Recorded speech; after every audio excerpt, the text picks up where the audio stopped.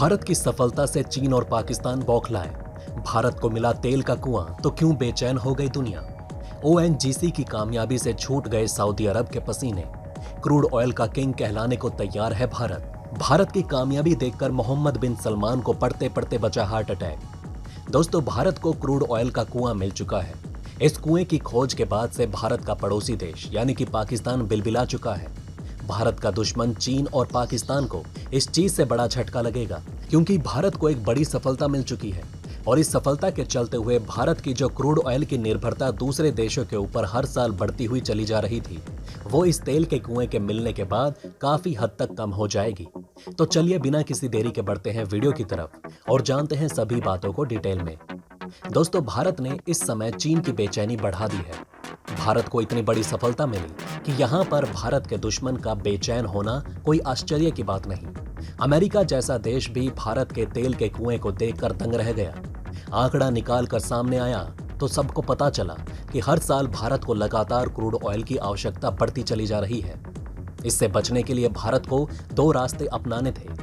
या तो Bharat electronic vehicle पर ज्यादा तेजी से ध्यान देता, लेकिन जिस तरीके से भारत देश में इलेक्ट्रॉनिक व्हीकल की मांग को देख रहा है वो काफी कम है। दोस्तों, अगर हम आंकड़ों पर नजर डालेंगे तो हमें दिखाई देगा कि भारतीय सरकार जो पैसा विदेश से सामान खरीदने के ऊपर खर्च करती है वो हर साल लगातार बढ़ता चला जा रहा है।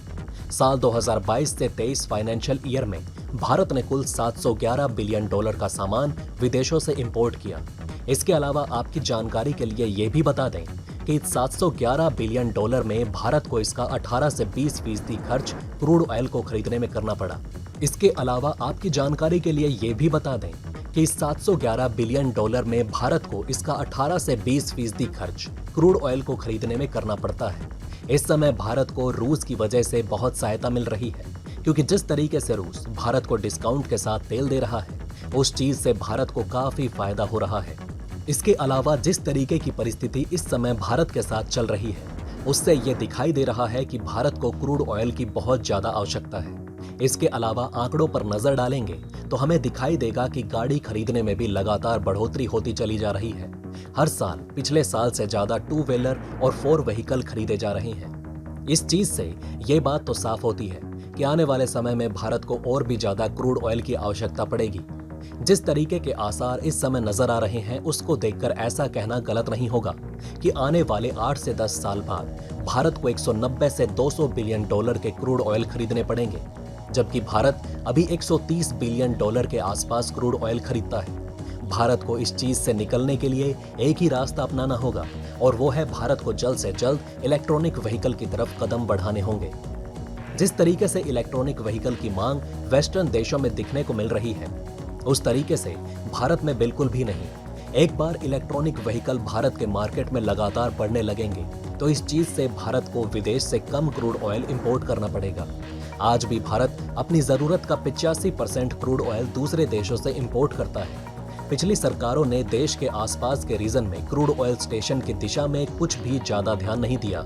क्रूड ऑयल कमाई का बहुत बड़ा साधन बन सकता है, ये बात दुनिया के कई देश जानते हैं और यही वजह है कि कई बड़े देश आज तक क्रूड ऑयल की खोज को लेकर कोई ना कोई मिशन में लगे रहते हैं। भारत भी अब इस चीज में पीछे नहीं है। भारत की तरफ से भी इस चीज पर काफी लंबे समय से काम किया जा रहा है और आपकी जानकारी के लिए बता दें कि अब भारत को एक बड़ी सफलता मिल चुकी है, जिसको सुनने के बाद आपको भी काफी ज्यादा खुशी होगी। इसके लिए भारत की तरफ से अलग से बजट का प्रावधान किया जा रहा है और लगातार क्रूड ऑयल की खोज कंपनी को टेंडर देकर की जाती है। भारत में भी ओएनजीसी अपने बजट का एक बड़ा हिस्सा पोटेंशियल ऑयल और गैस एजेंसी रिसर्च डिस्कवरी के ऊपर खर्च करती है और इसी ओएनजीसी को अपनी मेहनत का फल भी मिल चुका है। ओएनजीसी को अरेबियन सी में ऑयल एंड गैस रिजर्व के कुछ ब्लॉक्स मिल चुके हैं। ये पूरी तरह से नई डिस्कवरीज हैं। ओएनजीसी ने अभी तक ये क्लियर नहीं किया है कि ये जो नई डिस्कवरी हुई है यहाँ पर कितने वॉल्यूम में कितना क्रूड ऑयल और कितनी गैस हो सकती है, क्योंकि ओएनजीसी अभी खुद ही दोनों डिपॉजिट्स की डिटेल असेसमेंट करने में बिजी है। ओएनजीसी को ये दोनों ब्लॉक सरकार ने ओएएलपी पॉलिसी के तहत दिए।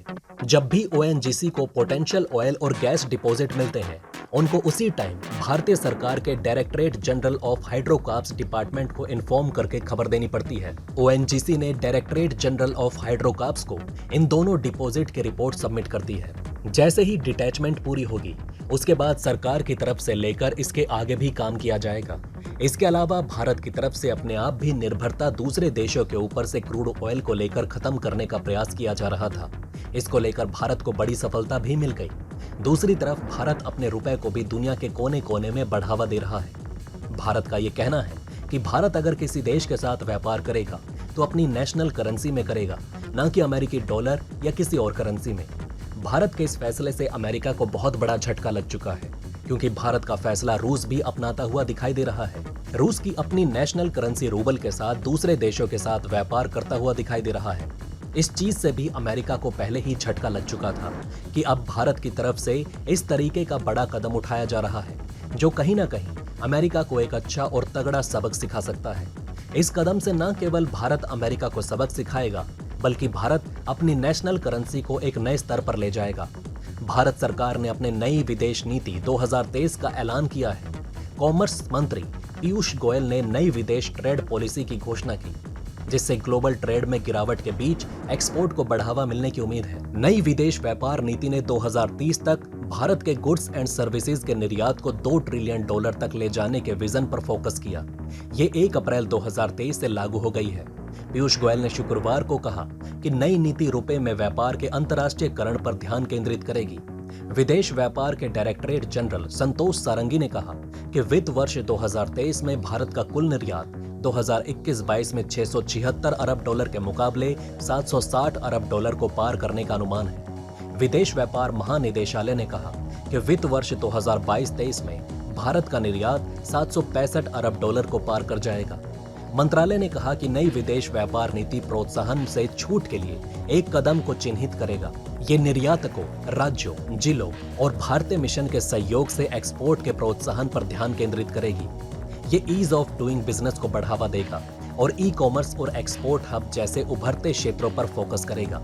भारत ने जब फैसला लिया था कि भारत दुनिया में अमेरिकी डॉलर से व्यापार नहीं करेगा, बल्कि अपनी नेशनल करेंसी रुपए से व्यापार करेगा, जब यह खबर अमेरिका के कानों में गई तो अमेरिका दंग रह गया था।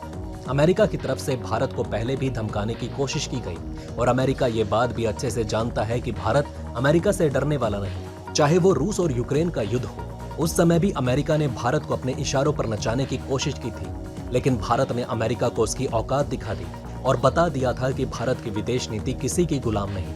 इस बार भी भारत की तरफ से धूम मचा दी गई है। वैसे आपको ये खबर कैसी लगी? आप हमें नीचे कमेंट बॉक्स में अवश्य लिखकर बताएं। जय हिंद, जय भारत।